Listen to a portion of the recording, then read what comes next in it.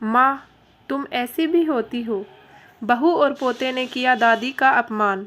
विमल बहुत परेशान था। उसे समझ में नहीं आ रहा था कि वो इस परिस्थिति से कैसे निपटे।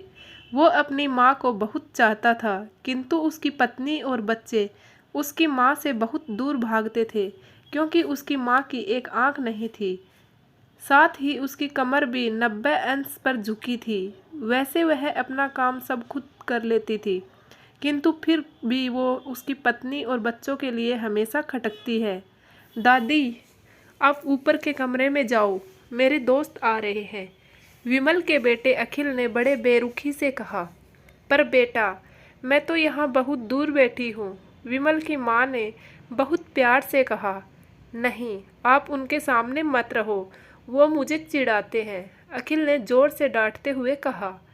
क्या हुआ अखिल, क्यों चिल्ला रहे हो?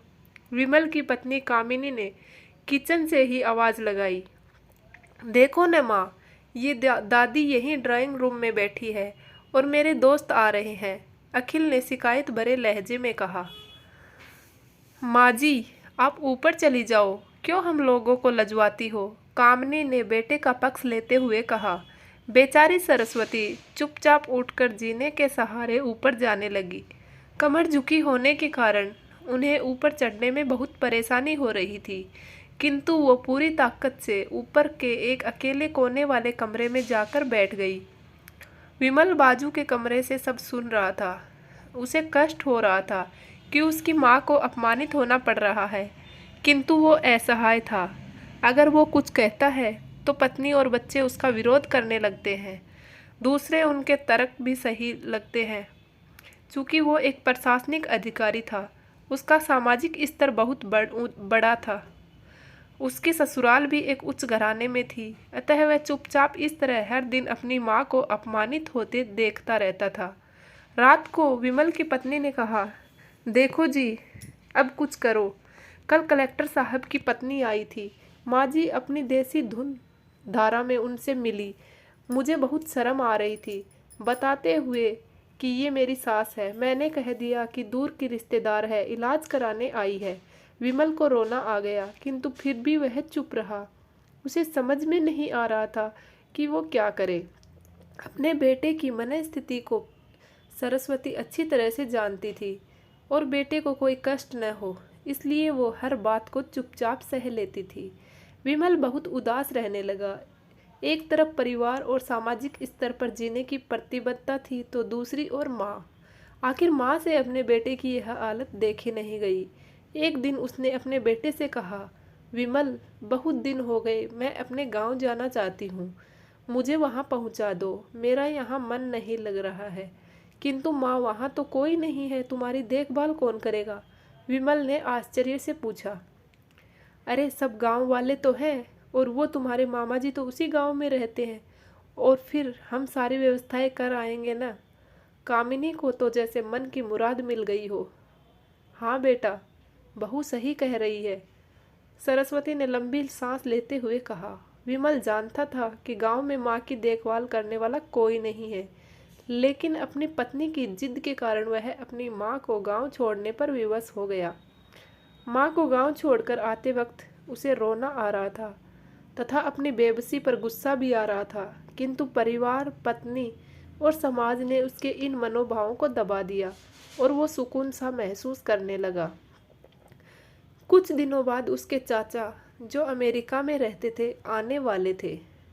जब विमल बहुत छोटा था, उसके पिता जीवित थे, तब वो भारत आए थे, और उसके बाद वो अब भारत आने वाले थे। पूरा परिवार और आस पड़ोस बहुत उत्साहित था। अमेरिका से विमल के डॉक्टर चाचा आ रहे थे। डॉक्टर रमेश ने जैसे ही घर में कदम रखा, सबने मिलकर बहुत उत्साह से उनका स्वागत किया। क्यों विमल, भाभी नहीं दिख रही, कहाँ गई है? डॉक्टर रमेश ने उत्सुकता पूर्वक पूछा। जी, वो गांव में रहती हैं, यहाँ उनका मन नहीं लगा, कामिनी ने सपाट लहजे में उत्तर दिया। डॉक्टर रमेश ने विमल की ओर देखा तो विमल ने अपनी आंखें झुका ली। डॉक्टर रमेश सब समझ गए। बोले, कल हम भाभी से मिलने गांव चलेंगे सब लोग। दूसरे दिन सभी लोग गांव के घर में पहुंचे। देखा कि सरस्वती को बहुत तेज बुखार है और वो पलंग पर असहाय पड़ी है। डॉक्टर रमेश दौड़कर सरस्वती के पास गए, उनके पैर छूकर रोने लगे। सरस्वती की ये हालत उनकी कल्पना से परे थी। वाह बेटा विमल, तूने तो नाम उजागर कर दिया।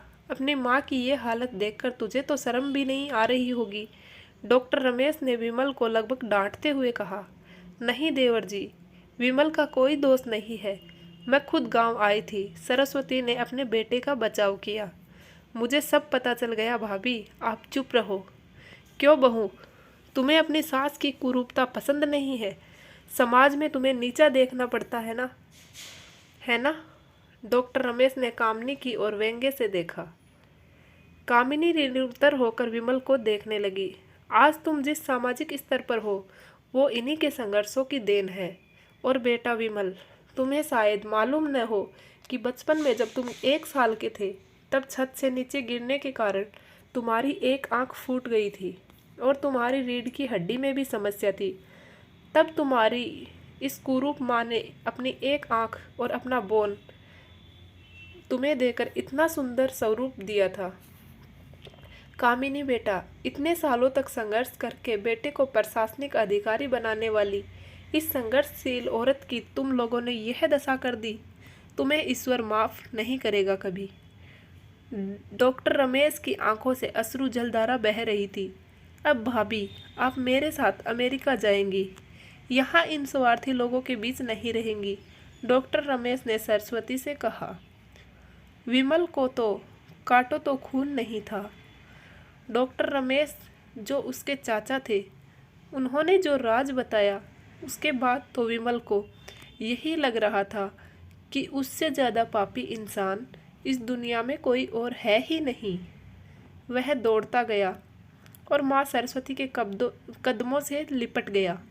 माँ, मेरा अपराध असक्षम है। मैं जानबूझकर चुप्पी साधे रहा, आपका अपमान करवाता रहा। अब सिर्फ आप ही मेरे उस घर में मेरे साथ रहेंगी और कोई नहीं। विमल ने आग्नेय दृष्टि से अपनी पत्नी और बच्चों को देखा। कामिनी को भी बहुत पश्चाताप हो रहा था, किंतु उसकी हिम्मत नहीं हो रही थी कि वो सरस्वती से आंख मिलाए।